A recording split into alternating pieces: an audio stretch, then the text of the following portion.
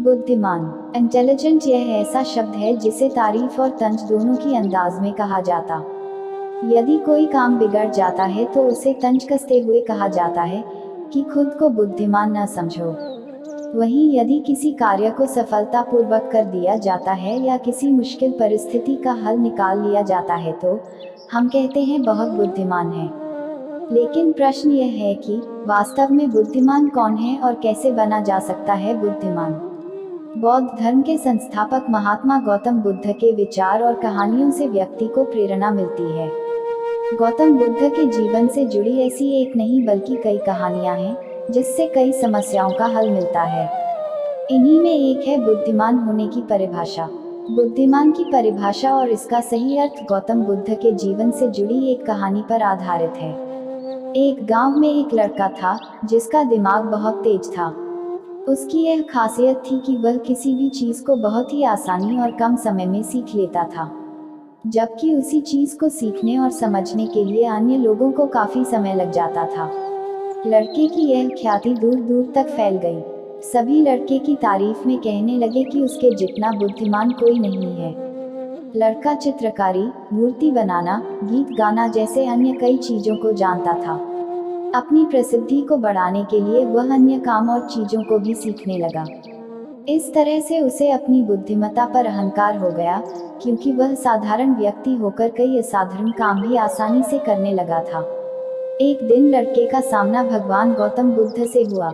लड़के को खुद पर खूब अहंकार था और इस कारण उसे किसी से ईर्ष्या नहीं होती थी, क्योंकि वह खुद को ही श्रेष्ठ समझता था। लेकिन पहली बार उसे गौतम बुद्ध को देख ईर्ष्या हुई और वह अपनी तुलना बुद्ध के साथ करने लगता है। वह देखता है कि बुद्ध के पास भिक्षा मांगने के लिए एक कटोरा है और उसके पास अपार धन। बुद्ध ने साधारण वस्त्र धारण किए थे और उसके वस्त्र कीमती थे। बुद्ध नंगे पैर थे और वह नंगे पांव जमीन पर पैर भी नहीं रखता था। इस तरह से लड़का एक नहीं बल्कि कई चीजों से गौतम बुद्ध के साथ अपनी तुलना करने लगा। हर चीज से तुलना करने के बाद वह मन ही मन सोचता है कि आखिर मैं इस भिक्षु के साथ अपनी तुलना क्यों कर रहा हूँ, जबकि इसका और मेरा जीवन बिल्कुल अलग है।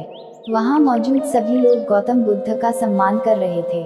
लड़का सोचने लगा कि आखिर इनमें ऐसा क्या है जो मुझ में नहीं है, जिस कारण मेरे भीतर इनके प्रति ईर्ष्या पैदा हो गई। अपने मन में चल रही जिज्ञासा को शांत करने के लिए वह बुद्ध के पास जाता है।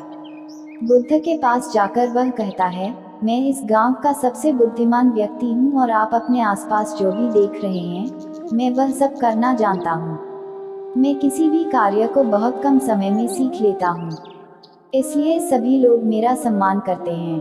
लेकिन फिर भी आपको देख मेरे भीतर ईर्ष्या पैदा हो गई। इसलिए मैं जानना चाहता हूँ कि आपकी उपलब्धि क्या है। सभी आपको इतना आदर सम्मान क्यों दे रहे हैं। लड़के के सवाल का जवाब देते हुए बुद्ध कहते हैं, मेरी कोई उपलब्धि नहीं है, लेकिन तुम कह सकते हो कि मेरी यही एक उपलब्धि है। बुद्ध लड़के से पूछते हैं, क्या तुम्हें निंदा अच्छी लगती है। लड़का कहता है कि भला किसे निंदा अच्छी लग सकती है। बुद्ध कहते हैं कि जो तुम्हें अच्छा और बुरा लगता है मैं इनसे भी ऊपर हूँ। मुझे ना निंदा सताती है और ना अपनी प्रशंसा से प्रसन्न होता हूँ। यही अंतर है तुम में और मुझ में। बुद्ध कहते हैं, तुमने सैकड़ों काम सीखे लेकिन सबसे जरूरी काम को सीखना भूल गए। लड़का पूछता है, कौन सा काम। बुद्ध कहते हैं कि क्या तुम्हें मन को नियंत्रण करना आता है। यह बात सुनकर लड़का समझ जाता है कि उसे बुद्ध से ईर्ष्या क्यों हुई। बुद्ध कहते हैं, जिसने संपूर्ण जगत जीत लिया लेकिन अपने मन को नहीं जीत पाया उसने कुछ भी नहीं जीता। वहीं जिसने अपने मन को जीता लेकिन अपना सब कुछ गंवा दिया फिर भी उसने सब कुछ जीत लिया।